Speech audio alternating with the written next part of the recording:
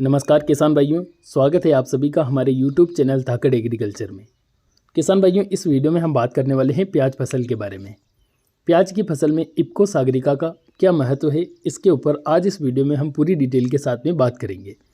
प्याज की फसल में इफ्को सागरिका को अगर हम डालते हैं तो उससे प्याज फसल में क्या बेनिफिट देखने को मिलता है, इस वीडियो में आपको संपूर्ण जानकारी मिलने वाली है। किसान भाइयों, अगर आप भी प्याज की खेती करते हैं तो यह वीडियो आप लोगों के लिए काफ़ी ज़्यादा फायदेमंद होगा। किसान भाइयों, वीडियो को आखिर तक देखिएगा ताकि आपको सारी जानकारी समझ में आ जाए। और वीडियो शुरू करने से पहले अगर आप हमारे चैनल पर पहली बार आए हैं या फिर अभी तक आपने हमारे YouTube चैनल को सब्सक्राइब नहीं कर रखा है तो मेरा निवेदन रहेगा कि चैनल को नीचे जो आपको स्क्रीन पर लाल अक्षर में सब्सक्राइब बटन दिख रहा है उस पर क्लिक करके चैनल को अभी से सब्सक्राइब कर दीजिए और उसके पास आए घंटे के निशान को दबा दीजिए ताकि आगे भी आपको प्याज और सभी प्रकार की खेती बाड़ी से संबंधित तमाम प्रकार की जानकारियाँ समय समय पर मिलती रहे।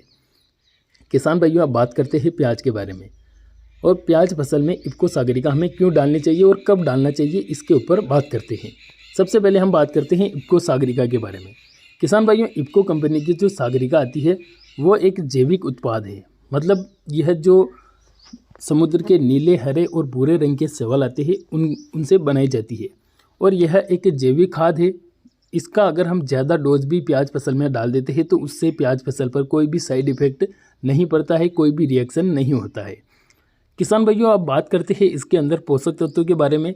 तो इसके अंदर कई प्रकार के सूक्ष्म पोषक तत्व पाए जाते हैं। इफ्को कंपनी की सागरिका 10 किलोग्राम की पैकिंग से लेकर 25 किलोग्राम तक की पैकिंग में आती है। इसके अंदर कई प्रकार के कार्बोहाइड्रेट, विटामिन, प्रोटीन, एंजाइम्स और एमिनो एसिड सभी प्रकार के सूक्ष्म पोषक तत्वों का इसमें मिश्रण रहता है। और अगर हम एक बार भी इफ्को सागरिका का उपयोग अपनी प्याज की फसल में करते हैं तो इसका हमें काफ़ी शानदार रिजल्ट देखने को मिलता है। किसान भाइयों, इस वीडियो में ना तो हम किसी कंपनी का प्रचार कर रहे हैं और ना ही आप लोगों को कोई गलत जानकारी दे रहे हैं। इफ्को सागरिका का उपयोग हमने खुद ने किया है और इसका हमें काफ़ी अच्छा रिजल्ट देखने को मिला है, इसलिए यह जानकारी हम आप लोगों के साथ में भी शेयर कर रहे हैं। बहुत सारे किसान भाई इफ्को सागरिका की जगह पर बायोवीटा का उपयोग भी करते हैं। तो बायोवीटा और सागरिका दोनों एक काम करती है, एक ही टेक्निकल इनमें पाया जाता है और एक ही काम इनका होता है।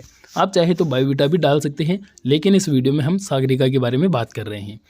किसान भाइयों, सागरिका जो है प्याज फसल में 25 दिन से लेकर 80 दिन की अवस्था में हम जब चाहें तब डाल सकते हैं। 25 दिन की जब हमारी प्याज होती है तो 25 दिन से लेकर 80 दिन के बीच में जब भी हम चाहें उस समय पर इफ्को सागरिका को डाल सकते हैं।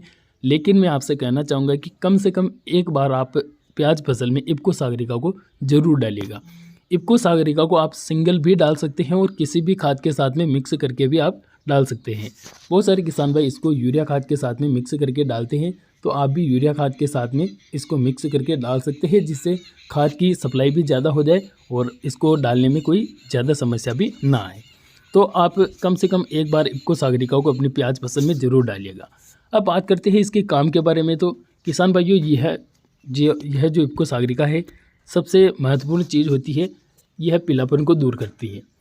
यह जो सागरिका है इसके अंदर जो पोषक तत्व है वो जड़ों से, पौधे को जड़ों से लेकर ऊपर की पत्तियों तक मजबूती देते हैं। पौधे में क्लोरोफिल की मात्रा को बढ़ाते हैं, पौधे में भोजन ज़्यादा बनता है, पौधे का पीलापन दूर होता है, पौधे की जड़ों का अच्छी तरीके से विकास होता है, तना मजबूत बनता है और उसमें बनने वाला कंद भी बढ़िया तरीके से बन पाता है। तो यह कुछ छोटी सी जानकारी थी इफ्को सागरिका के उपयोग और महत्व के बारे में। किसान भाइयों, अगर आप इफ्को सागरिका का उपयोग प्याज फसल में करना चाहते हैं तो आप 10 किलोग्राम प्रति एकड़ के हिसाब से इसकी मात्रा रखकर आप एक बार इसमें उपयोग कर सकते हैं। जानकारी आपको कैसी लगी कमेंट करके ज़रूर बताइए। हम मिलेंगे नए वीडियो में नई जानकारी के साथ में। तब तक के लिए धन्यवाद। जय जवान जय किसान।